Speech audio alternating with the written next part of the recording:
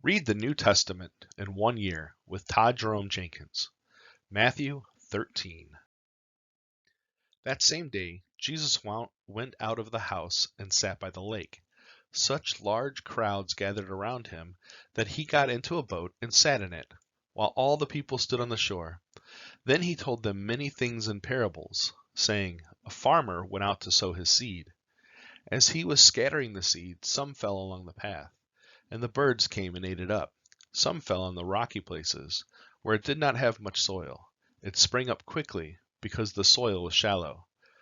But when the sun came up, the plants were scorched, and they withered because they had no root.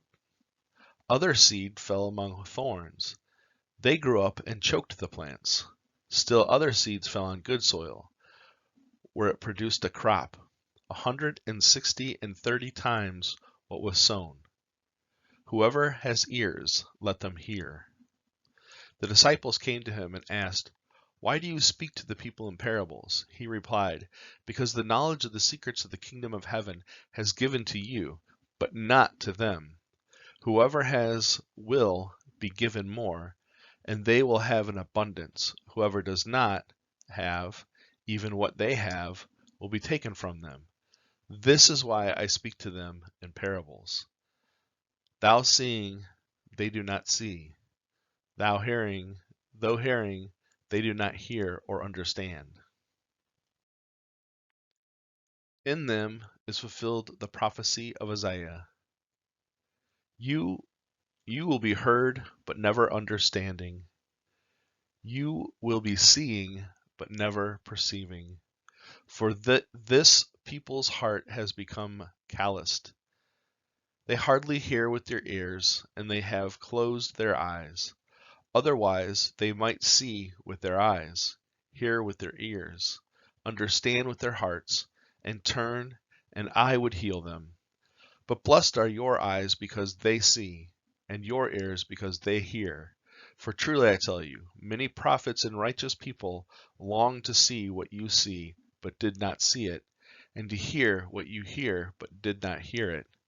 Listen then to what the parables of the sower means. When anyone hears this message about the kingdom and does not understand it, the evil one comes and snatches away what was sown in their heart. This is the seed sown along the path. The seed falling on rocky ground refers to someone who hears the word and at once receives with joy.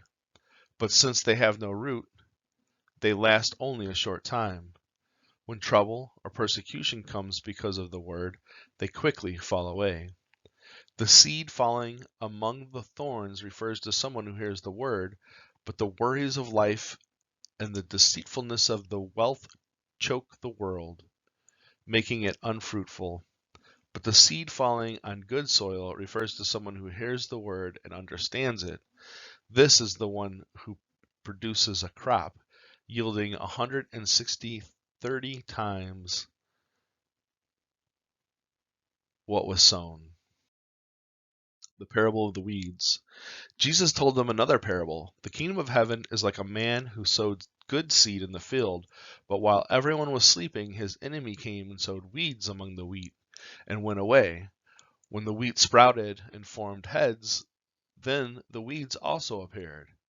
The owner's servant came to him and said, Sir, didn't you sow good seed in the field? Where then did the weeds come from? An enemy did this, he replied.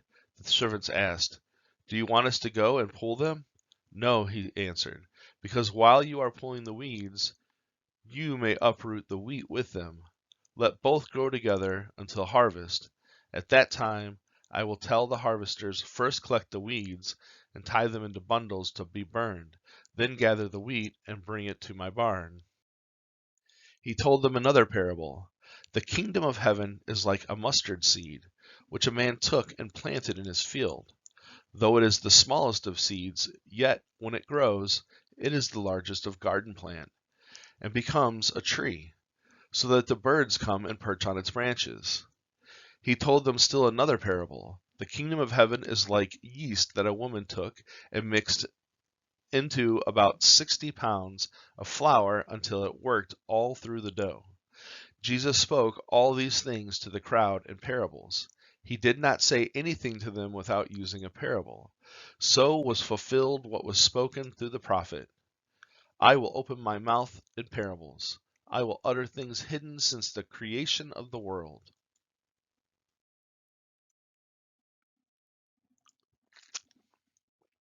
Then he left the crowd and went into the house. His disciples came to him and said, "Explain to us the parables of the weeds in the field." He answered, "The one who sowed the good seed is the Son of Man. The field is the world, and the good seed stands for the people of the kingdom. The weeds are the people of the evil one, and the enemy who sows them is the devil. The harvest is the end of age, and the harvesters are angels. As the weeds are pulled up and burned in the fire, so it will be at the end of the age. The Son of Man will send out his angels, and they will weed out of his kingdom everything that causes sin, and all who do evil. They will throw them into the blazing furnace, where there will be weeping and gnashing of teeth. Then the righteous will shine like the sun of the kingdom of their Father. Whoever has ears, let them hear. The kingdom of heaven is like treasure hidden in a field. When a man found it, he did it again, and then his joy went and sold all he had and bought that field. Again, the kingdom of heaven is like a merchant looking for fine pearls. When he found one of the great value, he went away and sold everything he had and bought it. Once again, the kingdom of heaven is like a net that was let down into the lake and caught all kinds of fish. When it was full, the fishermen pulled it up to the shore. Then they sat down and collected the good fish in baskets, but threw the bad fish away. This is how it will be at the end of the age.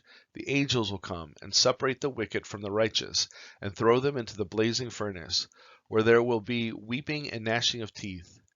Have you understand all these things? Jesus asked. Yes, they replied. He said to them, "Therefore, every teacher of the law who has become a disciple in the kingdom of heaven is like the owner of the house who brings out of his storeroom new treasures as well as old." When Jesus had finished these parables, he moved on from there. Coming to his hometown, he began teaching the people in their synagogue, and they were amazed. "Where did this man get this wisdom and these miraculous powers?" they asked. "Isn't this the carpenter's son? Isn't his mother named Mary?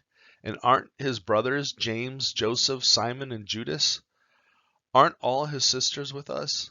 Where then did this man get all of these things?" And they took offense at it. But Jesus said to them, "A prophet is not without honor except in his own town and in his own home."